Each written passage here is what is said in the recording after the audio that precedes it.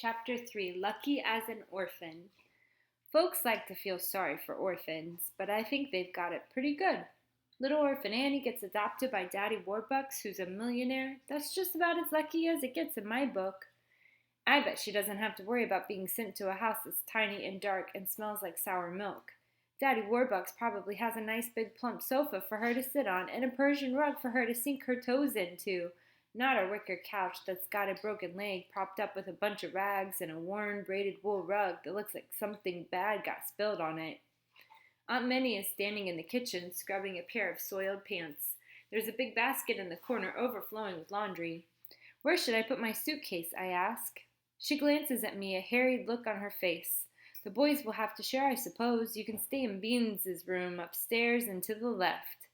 I climb the set of narrow wooden stairs into what looks to be more of an attic than a proper second floor. There are two rooms at the top of the landing. The door to the right one is shut. I open the one on the left and peer inside. It's a tiny room with an odd-looking shuttered window, like a hatch, set deep in the sloping roof. There's an iron bed and a small chest of drawers. One of the walls is covered with funny pages from newspapers. There's Crazy Cat, Terry and the Pirates, Flash Gordon, and even some of my favorite, Little Orphan Annie. Smokey leaps out of my arms and starts sniffing at the floor. When we worked for the Talbots, our room was right next to the pantry. Mama and I would lie in bed in the dark and listen to the rats running around searching for food.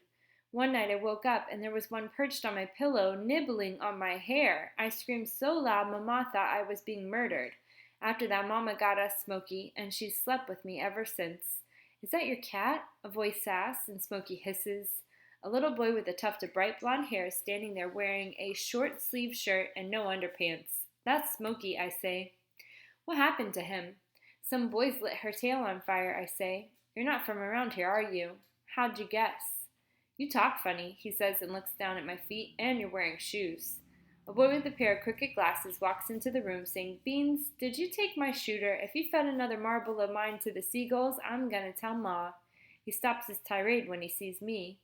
Who are you? He asks. He seems like he might be 9 or maybe 10, but he's on the thin side, and so he looks younger. I'm Turtle. You a relation or a thief? He asks. What's there to steal? I say.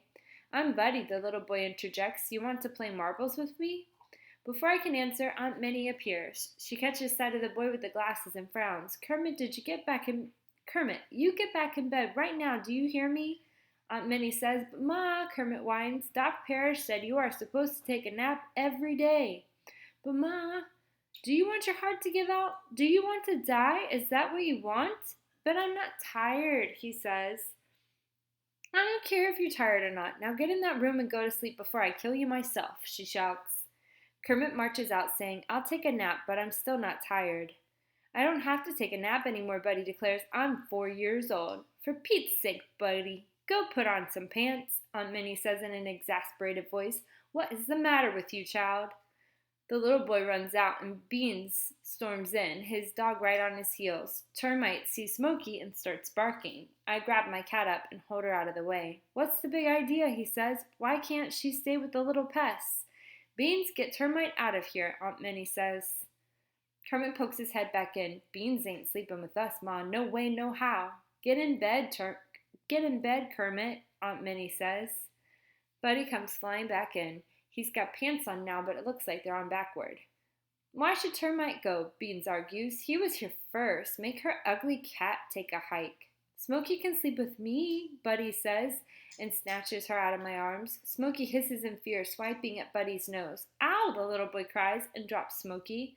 The next thing I know, Termite's chasing Smokey around the tiny room, barking his head off, and Buddy's wailing about his nose, and Beans is hollering at Termite to get Smokey, and Kermit is saying there's no way he's sharing a room with Beans again, considering what happened last time, and the whole while, Aunt Minnie just stands there, her mouth growing tighter and tighter like a rubber band, until finally she snaps and hollers, That's it! You kids get out of this house and take those animals with you before I smack every last one of you. And that's how I find myself sitting on the front porch with Beans, Kermit, Buddy, Smokey, and Termite. Don't come back inside until I say so, Aunt Minnie shouts. She slams the door after her, muttering, Honestly, this is what I get for kissing a curry. Smokey darts to safety under the house, and Termite waddles over to the lane looking forlorn. Kermit is positively beaming at his good fortune. Well, that's one way to get out of a nap, he says. Aren't you a little old for naps? I ask. I had rheumatic fever, and now I've got a weak heart, Kermit says. Kermit almost died, Buddy exclaims. Really? I ask. And guess what? He said I could have all his marbles when he was dead, Buddy says, and then his face falls, but then he went and lived. Sorry about that, Buddy, Kermit says. That's okay, Buddy says. I'll get your marbles the next time you die. Won't be too soon for me, Beans says. A boy with black hair and bare feet comes whizzing down the lane on a battered bike. I haven't seen a pair of shoes on a single kid yet. Hey, Porkchop, Beans says. Who's she? The boy asks, looking at me. Aw, just some freeloading cousin from New Jersey. Beans says. Porkchop? I say. Kermit shrugs. Porkchop and Beans, they just go together. Across the street, a wiry-looking older man with slicked back, graying hair walks out the front door of a house not much bigger than this one. Well, if ain't the diaper gang, the man drawls. Hi, Jelly. Buddy says, you want to play marbles with me? Sorry, Buddy, Jelly says, and reaches into his back pocket to pull out a beat-up-looking letter. He holds it out to Beans. I recognize the flowery handwriting at once. It's a letter from Mama. Mr. Gardner delivered it to me by mistake. Been delivering mail for 20 years now, and he still can't keep the curves straight, he says. He looks at me. Got yourself a new member, I see. Beans thumbs at me. You mean her? She's not in the gang. No girls allowed. You've got a club called the Diaper Gang? I say. What do? Change diapers? All the boys turn to look at me as if I'm dumb as a post. Of course we change diapers, Beans says. That's why we're called the Diaper Gang. I shake my head in disbelief. Kermit explains. We watch babies. Bad ones. Bad babies? The crying kind, Porkchop says. You get paid? I ask. And candy, Beans says. And we got rules, Porkchop says with authority. Ooh, but he says, I know the rules. He squishes up his face, thinking hard. Let me see. Number one is, it's I think it's Beans cuts him off. First rule of the Diaper Gang is you gotta know the rules, buddy. But I'm only 4, Buddy cries in frustration. My head can't hold that many things. What are the rules, I ask. Kermit ticks them off. No girls allowed. Keep your rag clean. Always duck. I never tell anyone the secret formula. You got a secret formula, I ask? Kermit says, for diaper rash. Cures it like that. Porkchop says, snapping his fingers. You know how many mothers on this island want our secret formula, Bean asks? All 3 boys answer in unison, every last one. Jelly scratches at his chin, where there's a raw red patch of skin. You think your formula will work on this? Nicked myself shaving. Works on everything, Jelly Beans says, but it'll cost you. I'm good for it, Beans. Cash only. But I'm your cousin, Jelly says.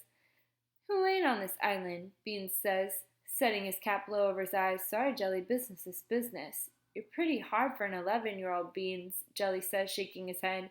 Gotta be hard to handle bad babies, Beans says. You ever take care of good babies, I ask? Ain't no such thing, he declares. Kermit grins. That's why we're always in business.